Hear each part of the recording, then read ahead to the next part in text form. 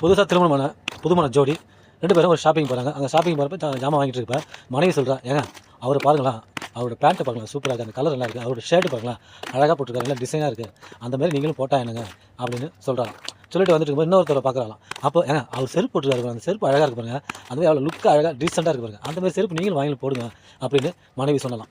இதெல்லாம் கேட்டுகிட்டே வந்த கணவன் வீட்டுக்கு வந்ததும், ஏண்டி ரோட்டில் அவனை பார்க்குற, இவனை பார்த்து அவனை மாதிரி சட்டை போடுங்கிற, இவனை மாதிரி சட்டை போடுங்கிற, அவனை மாதிரி செருப்பு போடுங்கிற, இவனை மாதிரி செருப்பு போடுங்கிற, உனக்கு அவனை தான் பிடிச்சிருந்தா அவனே கல்யாணம் பண்ணிக்க வேண்டியதானே, அவன் போகிற செருப்பு பிடிச்சிருந்து நீ அவங்க கூட போக வேண்டியதானே, என்னையா கல்யாணம் பண்ணிட்டு என் கூட ஏன்டி வாழணும்னு ஆசைப்படுற, புருஷனை மட்டும் தட்டி பேசுகிற, மற்றவங்களாம் பெருமையாக பேசுகிற அப்படின்னு மனைவியை பிடிச்சி திட்டிகிட்டே இருந்தாலும். நாள் கழிச்சு சில மாதங்கள் கழிச்சு சொந்தக்காரங்க கல்யாணத்துக்கு கணவன் மனைவி 2 பேரும் போனாங்களாம். அங்கே போயிட்டு கல்யாணம் பண்ணுறது எல்லாம் ஒன்றா அவங்க சொந்தக்காரங்க பேசிகிட்டு இருக்கும்போது கணவன் திடீர்னு, அங்கே பாரு எங்கள் அண்ணி கட்டிருக்க புடவை பார்த்தியா, சூப்பராக அழகாக இருக்குது, ஆரஞ்சு கலரில் ஜரிகெல்லாம் வச்சு டிசைன்லாம் அழகாக கட்டிப்பாரு, அந்த பட்டு புடவை சூப்பராக இருக்குது, அந்த மாதிரி நீ எடுத்து கட்டாண்டியா, நீ தான் கட்டிருக்க புடவை நல்லாவா இருக்குது அப்படின்னு கணவன் இப்போ சொல்லலாம்.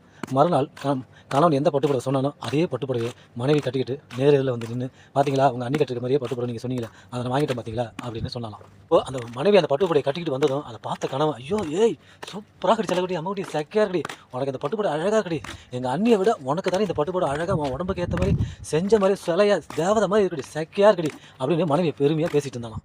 கணவன் பேசி முடிச்சதும் மனைவி இப்போ சொன்னாலாம், ஏங்க உங்கள் அண்ணி கட்டின புடவை சூப்பராக இருக்குது, நீங்கள் அந்த மாதிரி என்னை எடுக்க சொன்னீங்க, இப்போ நான் அதை எடுத்து கட்டிக்கிட்டு வந்து நின்னோடனே சூப்பராக இருக்குது, எனக்குனே செஞ்ச மாதிரி இருக்குது, உங்கள் அண்ணியை விட அழகாக இருக்குது, நீ தேவதை மாதிரி இருக்கடின்னு பாராட்டுறீங்க. இதை தாங்க நான் அன்னைக்கு சொன்னேன், அவர் மாதிரி பேண்ட் போடுங்க, அவர் மாதிரி ஷர்ட் போடுங்கன்னு சொன்னேன், அவரை மாதிரி செப்பல் போடுங்க அழகாக இருக்குன்னு சொன்னேன். ஆனால் நீங்கள் என்னை எவ்வளோ திட்டிங்க, அவங்களே ஓடி போக வேண்டியது, அவங்களே வாழ வேண்டியதானே.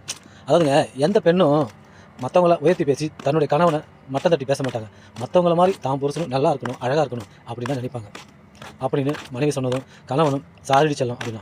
நண்பர்களே, ஒரு விஷயம் நல்லா புரிஞ்சுங்க, பெண்கள் எல்லாருமே வந்து தான் கணவன் நல்லா இருக்கணும் அப்படின்னா அழகாக இருக்கணும் சூப்பராக இருக்கணும் நினைப்பாங்களே ஒழிய மற்றவங்களை உயர்த்தி பேசி தான் கணவனை மட்டம் தட்டி பேசுகிற பெண்கள் யாருமே கிடையாது. புரிஞ்சுக்கிட்டு வாழ்ந்தால் குடும்பம் நல்லாயிருக்கும்.